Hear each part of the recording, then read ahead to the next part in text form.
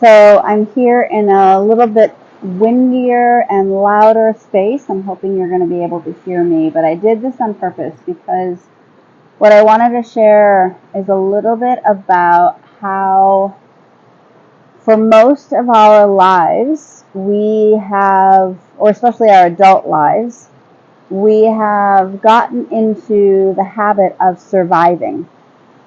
And what I'd like to share is that that's not how nature works. Nature doesn't just survive, it thrives. So right now I'm in Central America and there's a ton of greenery around me. Everything is thriving, right? The ocean, everything inside of it, the flowers that are blooming on the tree that's above me, the bird that just flew by me at that exact moment. There is no simply survive. Survive in our society is I made it through another day, maybe just barely. I figured it out. I got the kids to sleep. I made it through my should have been 8-hour day, but here I am still 2 hours later trying to get things done because I can just never get ahead of my email. Or I was able to get all the errands done and connect with people, and that's surviving. And I did surviving for many, many years.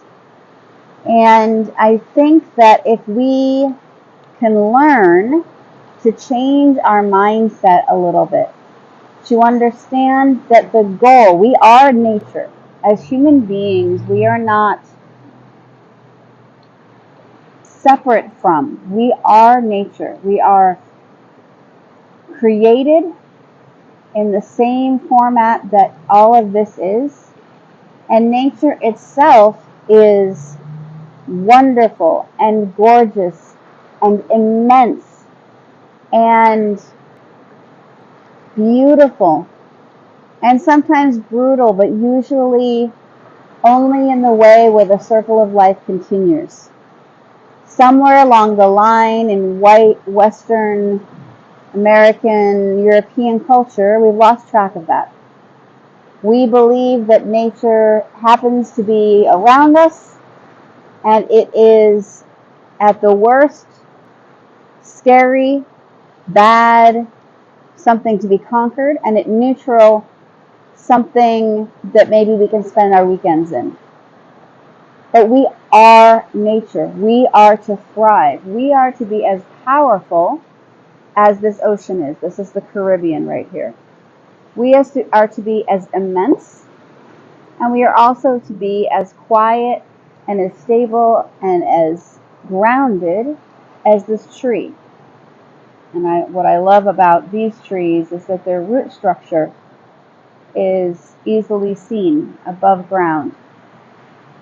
And we can see how firmly planted we are to be, as beautiful and as free as the butterflies and the birds and even the mosquitoes that of course bother us.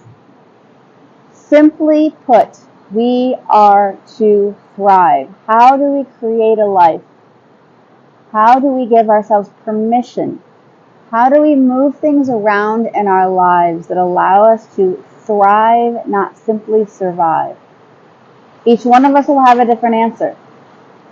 Some of it means learning how to say no to certain things.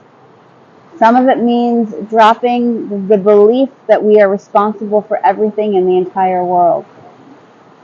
Some of it includes understanding that we are simply trustees of our children, and that they have a destiny, and that they are working towards that, and that day by day, each day, they might struggle, and that is their path, and each day they may succeed, and that is their path.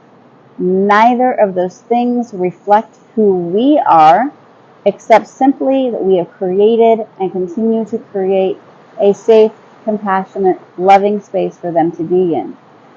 The only thing we are responsible for in this entire lifetime is to learn how to thrive.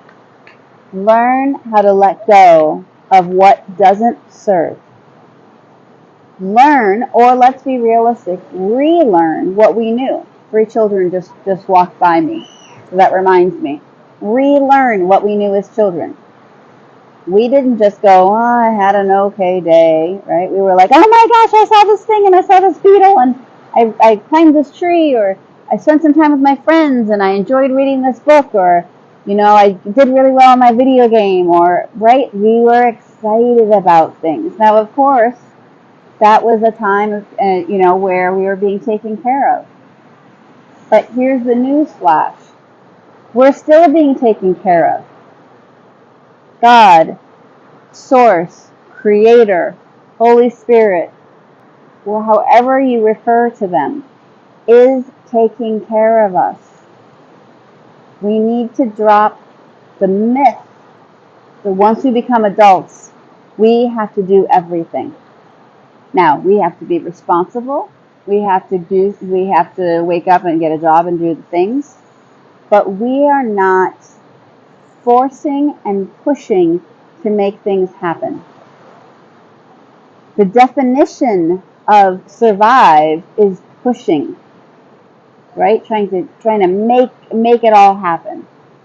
The definition of thrive is a flower that is blooming, and as we all know, either in our gardens or when we have gotten, cut flowers for our house, you can't force it. It will grow, it will open exactly in its right time, and it will be glorious. And flowers are a very perfect example of thriving. They're not just ho-hum, they are beauty. And that is who we are and how we're supposed to be. So the question becomes, how do you create, piece by piece, incrementally, a life where you thrive? Some of it is changing the things you do, and some of it is changing the way you see yourself. Okay, if I wake up each day and believe that I'm to thrive, what makes me thrive? Ooh, music. Let me make sure that I'm always listening to music. Some of us already do that. Ooh, what really makes me thrive is when I have a chance to take a nap sometime in my day. That just really fills me up.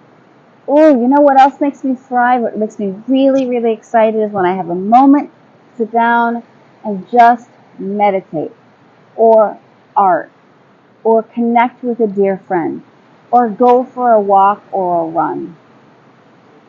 But, very important, sometimes we have all these things, but we have them in our to-do list, in our survive list. I have to exercise to survive. I have to eat well to survive. Switch our mindset. I get to exercise to thrive. I get to do art to thrive. I get to walk around in nature to thrive. I get to reach out to a friend or a family member to thrive. To thrive. I get to do this. The mindset, the feeling, the energy in our body becomes very, very different. So I challenge you, or I invite you, to start to consider, what would it look like if I every day asked myself, what do I need to thrive? And each day give yourself more and more of that. And each year give yourself more changes in your life that allow those things to be part of your world. And over time, you will find that you live in a place of thriving versus simply getting through and surviving day to day.